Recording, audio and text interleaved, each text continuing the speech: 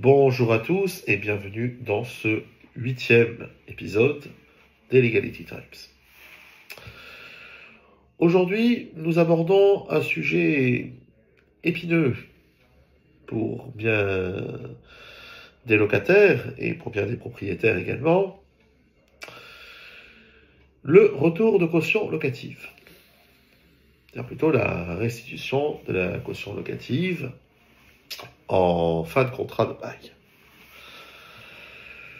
Sujet épineux parce que d'abord, la raison d'être même de la caution, la légitimité, on va dire, de l'exigibilité de la caution se pose souvent pour les locataires. Le parc locatif, les loyers devient de plus en plus cher, les loyers deviennent de plus en plus chers. Le fait en soi de louer un appartement constitue, dans la plupart des cas, surtout en milieu urbain, un investissement important, voire même un sacrifice pour le locataire. Mais bien évidemment, c'est aussi un risque à prendre et à assumer pour le propriétaire du bien qui va céder à titre onéreux la jouissance de son bien. Il n'en cède pas la propriété, bien évidemment, il en cède le droit d'en jouir, de l'utiliser, avec le risque de se retrouver face à un impayé de loyer et avec un contexte législatif qui n'est pas, comme vous savez, du tout favorable aux propriétaires. N'est déjà pas en cas de squat, d'occupation illégale, imaginez-vous qu'il est encore moins en cas de défaut de paiement d'un locataire constitué en bonne et due forme. La nouvelle loi organique 1/2025 rentrée en vigueur en Espagne, qui impose, on parlait de medidas alternativas a soluciones de conflicto, c'est-à-dire des mesures alternatives au conflit. Aujourd'hui, on parle de medidas adecuadas, mesures adéquates. Donc cette loi impose la médiation préalable à l'entrée au contentieux. Ça évidemment pas sans conséquence, parce que autant la médiation a souvent du bon, autant la résolution de conflits visant à éviter autant que faire se peut un contentieux judiciaire a du bon et part d'un très bon sentiment et d'une très bonne démarche. Tant quand vous avez en face de vous quelqu'un qui refuse de négocier quoi qu'il en soit, vous pouvez difficilement forcer la personne à le faire. Et c'est ce que cette loi tend à imposer. À une heure où tout est dématérialisé, où tout est fait à distance, en vidéoconférence, les notifications sont électroniques, etc. On impose de s'asseoir autour d'une table et de négocier avant de rentrer dans les prétoires. Bon, alors ça peut être une très bonne chose quand il y a beaucoup d'argent en jeu. Quand il y a peu d'argent en jeu, également pour des raisons qui sont différentes, parce que vous évitez des frais importants, des frais de justice importants pour des sommes dont le montant ne justifie pas l'engagement de tels frais. Mais avec une limite toutefois, c'est que lorsque vous engagez une médiation, la médiation c'est souvent un frais partagé, mais lorsqu'il s'agit de caution à moins de 2000 €, ça peut arriver. S'il faut engager 1000 € pour récupérer 2000, on va se poser la question. Lorsque vous gagnez un procès, lorsque vous êtes un locataire victime d'un propriétaire indélicat qui ne vous restitue pas votre caution alors qu'il le devrait, que vous gagnez le procès contre lui, vous devez payer, vous avez dû payer des frais d'avocat et d'avoué si vous êtes à plus de 2000 €, mais in fine, vous payez, si vous gagnez, ces frais-là, ils vous les remboursent. La partie perdante vous les rembourse. Entendu, bien évidemment que si vous perdez, c'est ces frais à lui qu'il faut payer. Alors si vous êtes en demande conventionnelle, c'est-à-dire que si vous avez un propriétaire qui en face a estimé que non seulement il était en droit de garder sa caution, mais qu'en plus il vous réclamait davantage parce que vous avez causé des dégâts ou parce que vous avez laissé un impayé quel qu'il soit, quand on a payé de loyer, c'est encore autre chose, on va voir.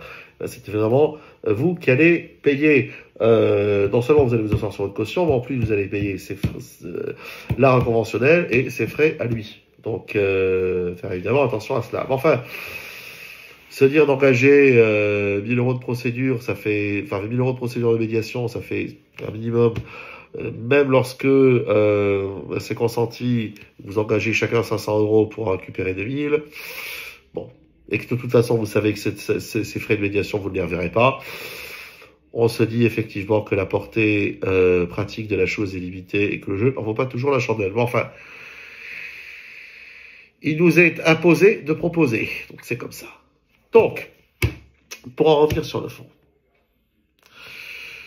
Une première chose est que la caution, son nom l'indique en espagnol, fianza, il s'agit de couvrir à titre de garantie d'éventuels dégâts ou d'éventuels impayés, alors non pas de loyer, parce que la caution ne sert pas à couvrir un impayé de loyer. C'est évident que si vous ne payez pas votre loyer et que votre propriétaire engage une procédure contre vous, il va garder la caution au titre des sommes dues, mais a priori, la caution ne sert pas à couvrir les impayés de loyer, elle sert encore moins à payer les 2 derniers mois ou le dernier mois du bail, c'est-à-dire de dire voilà, les 2 derniers mois je ne paye pas et le propriétaire se payera sur la caution. Non, ça ne se passe pas comme ça. Ça c'est évident. La caution est quelque chose qui est régulé. Article 36 de la fameuse loi 29-1980, donc la loi 29-94 du 24 novembre 1994. Vous ne fixez pas une caution comme vous le voulez, ni du montant que vous voulez quand vous êtes propriétaire. Vous devez vous tenir au terme de la loi qui vous exige un maximum de 2 mois de caution encaissée. Pour un contrat, donc un contrat typique de bail d'habitation 5 ans, c'est-à-dire 1 an automatiquement renouvelable pendant 5 ans, maximum 2 mois. On peut exiger un 3e mois lorsqu'il s'agit d'un bail commercial, bail d'habitation 2 mois maximum. Donc si on vous demande 6 mois de caution, ou si on vous demande a fortiori une caution importante en vous disant sinon il faudra payer 1 an à l'avance, comme le font certains, c'est totalement illégal. C'est évident qu'autant le loyer se paye d'avance, sur chaque mois, se paye entre le 1er et le 5 de chaque mois, autant donc vous en tant que locataire, vous ne pouvez évidemment pas exiger un paiement intermichu. Autant un propriétaire qui vous demanderait 6 mois ou 1 an de paiement d'avance, c'est bien sûr complètement illégal. La caution ne revient pas de droit au propriétaire. Elle doit être déposée auprès d'un organisme de régulation. En Catalogne, il s'agit de l'Institut Català del Sol, donc Institut catalan du sol, qui est une autorité de régulation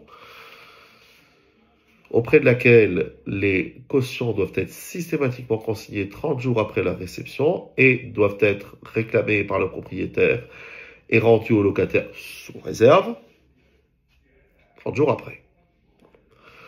Article 36 de la LAU 2994, c'est bel et bon, mais il faut surtout, évidemment, dans notre contrat, prévoir une clause explicite qui reprenne les termes de l'article 36 et qui expressément ce qui se passe au sujet de la caution, et notamment au sujet de sa restitution.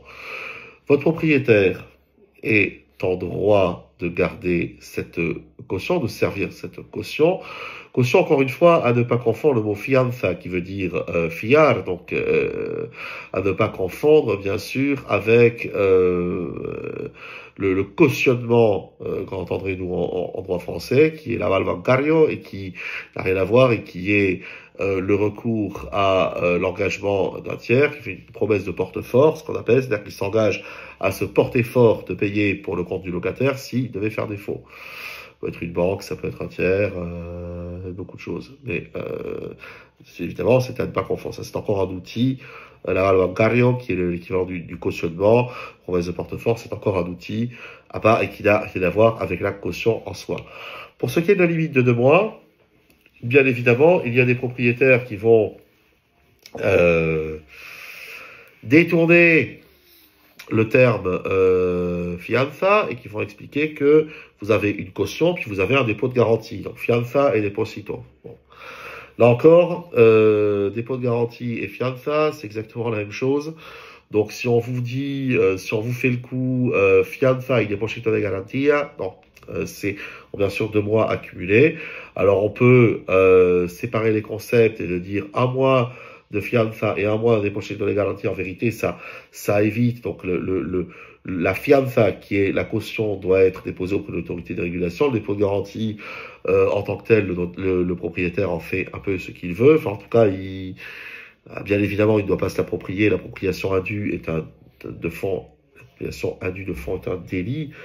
Article 253 du Code pénal espagnol, assimilable au 248 qui régule le délit d'escroquerie, bien évidemment, ou d'administration déloyale. Bien évidemment, vous ne pouvez pas faire ce que vous voulez avec le dépôt de garantie, mais enfin, la remise des fonds auprès de l'autorité de régulation n'est plus exigée. En tout cas, souvent, effectivement, on a ce moyen qui est utilisé.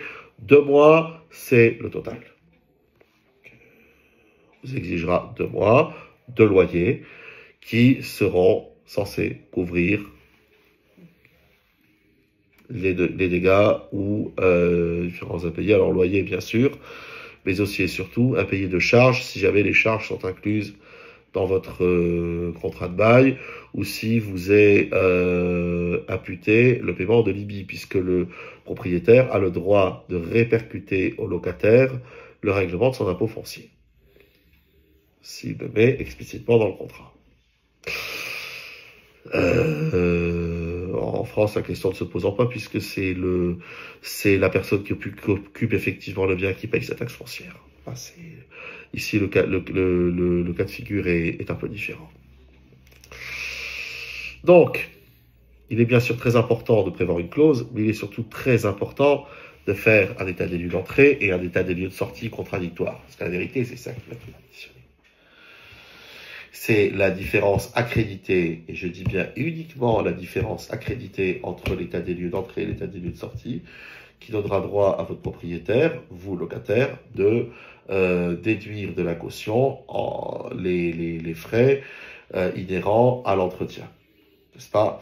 À l'entretien, on va dire, sachant que l'entretien normal, l'entretien du gros œuvre revient encore une fois au propriétaire aussi longtemps qu'il s'agit de maintenir le bien dans des conditions de viabilité et d'habitabilité. Là, c'est l'article donc 21 de la même LAU. Là, il y a un avis de Schulman dans 1994. Il est évident que votre propriétaire, en revanche, peut exiger de vous que l'appartement, s'il vous a été donné fraîchement repeint ou fraîchement peint, soit également repeint en retour. Il est évident que le propriétaire peut vous demander que les stores des terrasses, je vous dis parce que le store c'est quelque chose qui coûte très très cher et l'Espagne est un pays inondé de soleil, que le store qui protège la terrasse où les volets roulants sont exactement dans le même état, même chose pour les water, même chose pour la cuisine équipée, même chose pour... Et bien évidemment, à plus forte raison, si l'appartement est meublé, n'est-ce pas? Où on va prendre en compte l'usure normale des ustensiles, notamment l'électroménager. Enfin, là encore, au-delà d'un certain usage normal, le propriétaire est en droit de vous garder la partie proportionnelle de la caution. Encore une fois, le sage n'affirme rien qu'il ne prouve, comme disait Platon, la condition sine qua non qu'il en fournisse la preuve. Et l'unique moyen de preuve, c'est celui-là. Donc, état des lieux d'entrée fouillé, exhaustif, état des lieux de sortie fouillé, exhaustif, signé par les deux parties. Si vous, en tant que locataire, vous avez le moindre doute, vous signez, vous mettez sous réserve. Vous émettez une réserve. Idéalement parlant, lorsque vous savez que l'état des lieux de sortie peut être source de conflit, vous engagez un avocat qui sera sur place au moment d'état des lieux sortis. Hein. Alors évidemment, si tout se passe bien et qu'in fine on vous retient pas la caution, j'allais vous dire que le fait d'avoir embauché un avocat n'a servi à rien. C'est ce que j'ai entendu une fois. Hein, de quelqu'un qui m'avait engagé pour superviser un état des lieux de sortie parce qu'il pensait que ça allait très mal se passer. Ça s'est très bien passé. Il m'a répondu, mais en fait, j'aurais embauché ma tante, ça aurait été pareil. Bien évidemment, la force dissuasive de la présence de l'avocat fait que souvent des états des lieux de sortie qui partent pour être conflictuels se déroulent de façon pacifique parce que le simple fait d'être là a un impact bien évidemment dissuasif et rassurant pour le locataire. Le cabinet a plutôt vocation à défendre des propriétaires. Hein, le droit à la propriété, ici, c'est un dogme. La défense du droit à la propriété, ici, est quelque chose de sacré. Maintenant, il est clair aussi que le propriétaire abusif vis-à-vis de son locataire, ça existe. C'est loin d'être une chimère. Encore moins, peut-être, on va dire, ici à Barcelone. Et j'allais dire, le premier de tous les droits, quand vous payez religieusement votre loyer pour avoir la jouissance d'un bien, eh ben c'est que les choses se passent bien dans des bonnes conditions, dans de bonnes et dignes conditions. Voilà. Vous êtes, après tout, vous êtes, même si, alors la Generalitat vous reconnaît la qualité de consommateur, si et seulement si vous louez un bien meublé. Sinon, vous n'êtes pas reconnu comme consommateur en tant que locataire d'un bien à usage d'habitation. Dans la pratique, vous l'êtes. Et vous l'êtes tellement d'ailleurs que la Generalitat a ouvert son service de réclamation consommateur service consum aux locataires qui se trouveraient mécontents de l'issue de leur relation contractuelle vis-à-vis du propriétaire, si tant est bien sûr que la chose soit tangible et justifiée. Bon. Le retour de la caution, est-ce qu'il est immédiat? Le propriétaire, sauf dérogation express, et je vous dis bien sauf dérogation express dans le contrat, si le propriétaire s'engage à rendre sous 30 jours quoi qu'il se passe, il s'engage à rendre sous 30 jours quoi qu'il se passe. Enfin, quoi qu'il se passe. Si tant est que le check-in et le check-out ne soient pas contradictoires. Si jamais il n'y a pas eu de check-in, encore une fois, si jamais il n'y a pas eu d'état des lieux d'entrée, le propriétaire n'est en droit de ne rien vous demander. Et c'est pour ça qu'il ne faut pas se laisser berner avec ça. S'il n'y a pas d'état des lieux d'entrée, alors bien sûr, il faut en faire un pour éviter les j'aurais dû y avec un, parce que à partir du moment où vous avez remis votre caution à votre propriétaire, vous n'êtes plus en position de force. Si il décide de la garder, il faudra vous engager une action pour la récupérer. Au civil, c'est à tous les coups. Au pénal, pourquoi pas, encore une fois, l'appropriation indue est un délit. Maintenant, des plaintes au pénal, des querellas criminales, des plaintes au pénal ici, sur le fondement de l'article 278 du Code de procédure pénale espagnol qui prospère au titre de non-retour de caution, c'est une infime partie. Vraiment une infime partie. Après, vous allez vous retrouver avec un contentieux civil, bon, c'est pas forcément agréable. Autant vaut mieux assurer ses arrières, et encore une fois, état des lieux de sortie, état des lieux d'entrée, quand on prend les clés, état des lieux de sortie, quand on les rend, et c'est la clé de tout. Donc, pour restituer votre caution, le propriétaire a 30 jours pour s'exécuter. Bien évidemment, si vos charges sont incluses, eh ben, il lui faut un peu de recul, il va falloir lui donner un peu de vous, parce que s'il reçoit des factures postérieurement qui vous sont imputables, eh ben, soit vous les réglez, si vous les réglez pas, ben, il doit pouvoir se garantir, ce qui est normal aussi. Bon, l'eau et l'électricité, c'est bimensuel en général. Donc, en vérité, si jamais les charges sont incluses dans le loyer, il faudra s'attendre à ce que le propriétaire vous demande une dérogation pour que la caution ne soit restituable que sous 60 voire 90 jours. La jurisprudence l'admet dans ce cas-là. Parce que bien sûr, il faut avoir du recul sur la lecture du compteur. La jurisprudence l'admet. Donc, ce que je conseille toujours, exigez que les charges soient à part et qu'elles soient à votre nom, à vous. Et je dis bien à votre nom, à vous. Et ça évite les jours réduits avec A, soit lorsque le propriétaire est en défaut de paiement alors que vous avez religieusement réglé le forfait que lui-même vous aura chargé, si c'est lui qui est débité, qu'il a une insolvabilité ou n'importe quoi et qu'il se retrouve en défaut de paiement, et qu'en dépit d'avoir payé votre forfait charge au propriétaire, ou qu'en dépit d'avoir payé le loyer dans lequel les charges sont incluses, vous vous retrouvez avec l'eau ou l'électricité coupée, c'est quand même assez fâcheux, hein, surtout lorsque les contrats sont au nom du propriétaire et que vous ne pouvez rien faire. Donc, ce que je conseille toujours en cette matière-là, c'est très simple. Vous prenez sur vous et à votre nom le paiement des charges et bien sûr, vous demandez à ce que les charges ne soient pas incluses, comme ça vous payez réellement ce que vous consommez. Dites-vous bien que un propriétaire qui vous inclut les charges dans son loyer, c'est très rarement un acte d'altruisme et en général, le forfait charges comprises est calculé toujours à la hausse et même très à la hausse avec l'augmentation du prix de l'électricité, le prix du kilowattheure.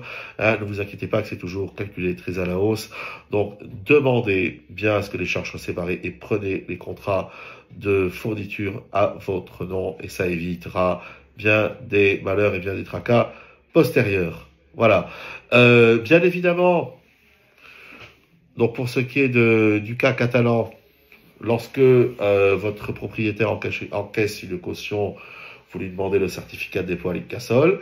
Et si jamais il se trouve un peu réticent à vous restituer la caution, vous avez, vous, en tant que locataire, en justifiant avec votre contrat de bail, un droit d'action direct vis-à-vis de l'Incasol. Vous pouvez leur demander donc l'état du dossier, c'est-à-dire savoir si effectivement votre propriétaire a bien demandé à l'Incasol la caution pour qu'il vous la rende, et le cas échéant, si ça n'était pas fait, vous pouvez également demander à l'Incasol de vous restituer directement la caution, ce qu'elle peut faire, attention, si et seulement si le délai pacté dans le contrat, ou à défaut le délai de 30 jours est écoulé, les 30 jours prévus par la LAU est écoulé, et que le propriétaire n'a manifesté aucune objection, ni ne vous a réclamer de sommes à payer, quelle qu'elle soit. C'est évident qu'avant de vous restituer directement la caution qui a été déposée par le propriétaire, l'Incasol consultera le propriétaire en l'en informant. Et en l'informant qu'il a toujours la possibilité, lui, de demander la répétition de la caution à son bénéfice, à charge pour lui, bien sûr, de restituer